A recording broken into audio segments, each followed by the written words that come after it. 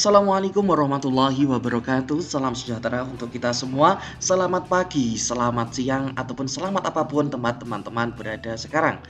Oke, pada kesempatan kali ini kita akan membahas kunci jawaban esai bagian B ataupun sub yang B untuk PPG Prajabatan tahun 2022. Silakan teman-teman tonton video ini sampai akhir dan jangan lupa untuk klik like, komen, dan subscribe bagi yang belum melakukannya supaya tidak ketinggalan video-video selanjutnya ketika saya mengupload video part selanjutnya ataupun mengupload pembahasan-pembahasan soal terkait soal literasi dan numerasi serta beberapa pengetahuan konten. Tonton sampai akhir supaya kita semua bisa lulus. Amin. Baiklah teman-teman, mari kita langsung mulai pembahasan untuk part B soal esai. Nah, namun sebelumnya di sini akan ada petunjuk pengisian. Nah, silakan teman-teman itu baca ya. Ini akan muncul di portal laman sebelum teman-teman mengisi esai. Nah, poin utama di sini yang saya garis bawahi adalah jawablah pertanyaan-pertanyaan dengan kejadian atau peristiwa yang paling baru dan terkini, maksimal kurun waktunya 3 tahun terakhir. Nah, inilah yang menjadi pertanyaan-pertanyaan yang ramai di grup Telegram dan di beberapa media karena memang ketika ada tidak ada prestasi ataupun tidak ada sejarah 3 tahun terakhir, bagaimana? Apakah bisa menggunakan sejarah yang sudah agak lama? Ya, tentunya bisa karena memang tidak ada hal yang bisa diceritakan pada 3 tahun terakhir. Kemudian jangan lupa yang poin ini yang paling krusial. Sebelum menekan tombol simpan, bacalah kembali jawaban Anda dengan seksama karena jawaban Anda tidak bisa direvisi setelah menekan tombol simpan. Nah, ini yang paling harus benar-benar diperhatikan. Oke, kemudian untuk teknik pengerjaannya ini juga sudah saya buatkan di video part A ya, yang menjelaskan tentang teknik pengerjaan dan bocoran untuk yang A, yaitu yang pertama tulis jawaban dari esai pada Microsoft Word terlebih dahulu untuk menghindari yang namanya error dan juga lebih mempermudah teman-teman dalam pengeditan dan membaca berulang kali esai teman-teman semua. Kemudian juga jangan lupa disimpan supaya bisa teman-teman pelajari lagi ketika nanti wawancara, supaya jawaban teman-teman itu sama yang teman-teman tulis dengan pengalaman yang benar-benar terjadi. Kemudian yang kedua, silakan menjawab dengan jujur, gunakan teknik academic writing. Ya, yang paling pokok di sini yang saya tekankan, gunakan ide pokok itu di awal kalimat ya. Kemudian yang nomor 5, sebisa mungkin menggunakan 5W1H untuk menjelaskan apapun pertanyaan yang ditanyakan. Ini ya, jangan sampai lupa. Oke, kita langsung masuk ke pembahasannya bagian B. Nah, di bagian B ini nanti ditanyakan untuk ceritakan pengalaman ketika Anda perlu mempelajari hal-hal yang baru untuk meningkatkan performa. Hal-hal baru apa yang Anda pelajari? Nah, di sini nanti akan ada 4 sub ya. B1, B2, B3, B4. Nah, untuk sub B ini banyak teman-teman yang merasa kesulitan bagaimana cara menjawabnya. Nah, pada kesempatan kali ini nanti akan saya kasihkan tunjuk contoh untuk bagaimana teknik pengerjaannya. Oke, yang pertama B1. Bagaimana cara Anda mengidentifikasi area yang perlu ditingkatkan atau dikembangkan? Mengapa Anda perlu meningkatkan atau mengembangkan area tersebut? Oke ya, di sini intinya dari tim reviewer itu ingin melihat bahwasanya teman-teman itu ini mempunyai pengalaman ataupun punya jiwa yang mana mau belajar untuk meningkatkan kapasitas diri. Karena di PPG nanti pasti kita akan ditekan untuk mempelajari hal-hal baru, termasuk apalagi ini kurikulumnya kan baru ya, kurikulum Merdeka Belajar. Nah, di situ nanti pasti pembuatan RPP dan sebagainya itu nanti perangkat pembelajarannya akan baru dan itu butuh para calon mahasiswa PPG Prajabatan yang benar-benar ulet gigi untuk belajar. Ceritakan sebagus mungkin tanpa dihiperbola ya tentunya. Pengalaman yang sesuai sinkron tentunya di dunia pendidikan seperti itu.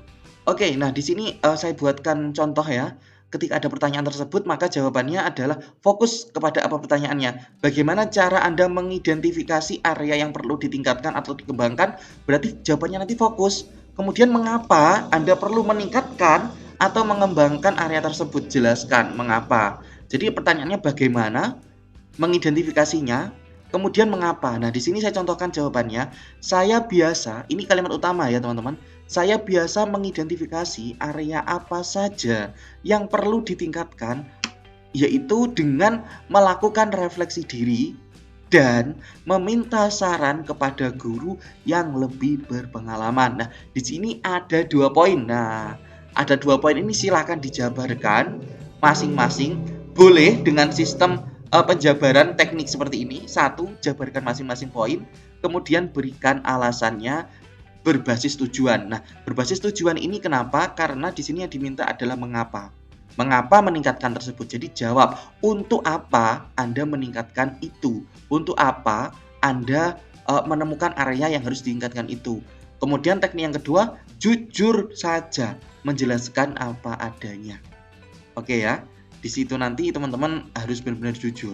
Nah, di sini teman-teman tidak usah ya. Jadi kalimat utamanya harus benar-benar fokus ke contohnya ya, refleksi, kemudian apa yang Anda lakukan untuk mengidentifikasi yang perlu Anda tingkatkan. Nah, jadi yang perlu ditingkatkan ini tidak perlu masuk ke kalimat utama. Oke ya. Oke, kita lanjut ke soal selanjutnya. Nah, ini B2. Tindakan apa saja yang Anda lakukan untuk mengembangkan diri Anda? Oke, adakah cara-cara di luar kebiasaan atau berbeda yang Anda lakukan dalam proses pengembangan? Berikan contoh yang spesifik. Nah, oke. Nah, di sini karena pertanyaannya seperti ini, buat kalimat utamanya itu yang agak luas ya, agak global karena kita diminta untuk menunjukkan tindakan apa saja yang dilakukan untuk mengembangkan diri Anda setelah Anda mengetahui bagian mana yang harus Anda tingkatkan. Oke. Nah, di sini berdasarkan identifikasi ya, oke ya, nyambung ini dengan pertanyaan selanjutnya. Akan kelemahan yang saya miliki, maka saya mengembangkan bla bla bla ya. Itu kalau ini saya contohkan. Saya buat lengkap banget ya ini. Silakan nanti teman-teman sesuaikan dengan pengalaman teman-teman semua. Mengembangkan inovasi ketika mengajar. Saya membuat jadwal harian yang dapat memaksa diri saya untuk mengembangkan diri, mempelajari YouTube, kemudian mengembangkan website pembelajaran ya tentunya, serta membuat media pembelajaran yang inovatif menggunakan berbagai aplikasi. Jelaskan satu persatu pada kalimat-kalimat selanjutnya. Nah, ini nanti akan menjadi paragraf panjang banget ya teman-teman. Bahkan bisa melebihi 200 kata kalau teman-teman nanti pintar untuk pandai untuk merangkai kata-kata. Yang penting kalau menurut saya di ISEI PPG ini setelah berdiskusi dengan teman-teman juga yang baru lulus PPG dalam jabatan dan sebagainya, itu silahkan kalimat utamanya itu yang penting. Harus benar-benar akurat, tidak bertele-tele. Kemudian di penjelasannya silahkan buat kembangkan dengan bahasa teman-teman semua. Sebisa mungkin memang menggunakan bahasa baku. Kalau teman-teman nanti bisa lebih enjoy dan nyaman menggunakan bahasa yang sesuai dengan seenaknya teman-teman, silahkan. Yang penting kalimat utama harus benar-benar akurat, baku, to the point. Itu poin utamanya. Oke, kita lanjut ke yang B3. Apa tantangan atau kesulitan yang Anda hadapi dalam proses pengembangan diri tersebut? Bagaimana Anda mengatasinya? Oke, tantangan terberat yang saya rasakan adalah rasa malas dan kurangnya manajemen waktu. Nah, di sini karena saya menjelaskan ada 2 poin ya, rasa malas dan manajemen waktu, maka saya harus menjelaskan masing-masing, kemudian jelaskan juga cara mengatasinya. Nah, dari sini sebenarnya si reviewer itu ingin mengetahui kita itu sudah punya problem solver belum nih di diri kita. Ketika kita menemukan sebuah kesulitan, tantangan, masalah, apakah diri kita itu sudah mempunyai cara ataupun inisiatif untuk mengatasi masalah tersebut. Nah, bagus ya. Jadi benar-benar untuk seleksi PPG Prajabatan ini isainya itu benar-benar membuat pusing teman-teman semua. Tetapi menggunakan video ini mudah-mudahan teman-teman bisa lebih terarah untuk bagaimana mengerjakan dengan baik dan benar. Oke, kita lanjut ke yang B4. Apa hasil yang Anda peroleh atau rasakan dengan mengembangkan perilaku tersebut? Oke, bagaimana cara menerapkannya dalam peran Anda? Peran Anda sebagai apa sekarang? Guru kah? ataukah mahasiswa kah, wira swasta kah, silahkan disesuaikan. Nah, yang perlu diketahui teman-teman, meskipun teman-teman nanti sekarang sudah menjadi guru, tetap boleh untuk mendaftar PPG Prajabatan. Boleh, asalkan tidak terdata dan terdaftar di Dapodik, itu intinya. Oke. Hasil yang saya peroleh dan rasakan sekarang, dan ini karena pertanyaannya apa yang Anda rasakan ya. Jadi langsung to the point. What do you yang intinya yang benar-benar teman-teman rasakan. Hasil yang saya peroleh dan rasakan sekarang, saya menjadi lebih inovatif dan menguasai beberapa aplikasi pembuatan aplikasi untuk media pembelajaran. Sorry, ini typo ya. Jadi intinya untuk menjadi lebih inovatif dan menguasai berbagai aplikasi pembuatan media pembelajaran. Nah, kemudian bagaimana Anda menerapkan dalam profesi Anda, yaitu saya sudah mulai menerapkan dalam pembelajaran menggunakan mungkin PowerPoint interaktif, kemudian Prezi, kemudian video scribe, Macromedia Flash, Unity, dan lain sebagainya. Silahkan jelaskan secara real seperti itu. Oke. Baiklah, terima kasih teman-teman telah menyimak video part B ini, pembahasan untuk bagian yang B. Saya ucapkan terima kasih. Jangan lupa untuk tonton juga video-video lainnya, dan jangan lupa untuk subscribe dan dukung channel ini supaya terus berkembang. Semoga bisa lebih memberi manfaat untuk teman-teman semua dan bisa lolos PPG Prajabatan semua. Amin. Dari saya akhiri, apabila ada kurang lebihnya mohon maaf yang sebesar-besarnya. Akhirul kalam, wassalamualaikum warahmatullahi wabarakatuh.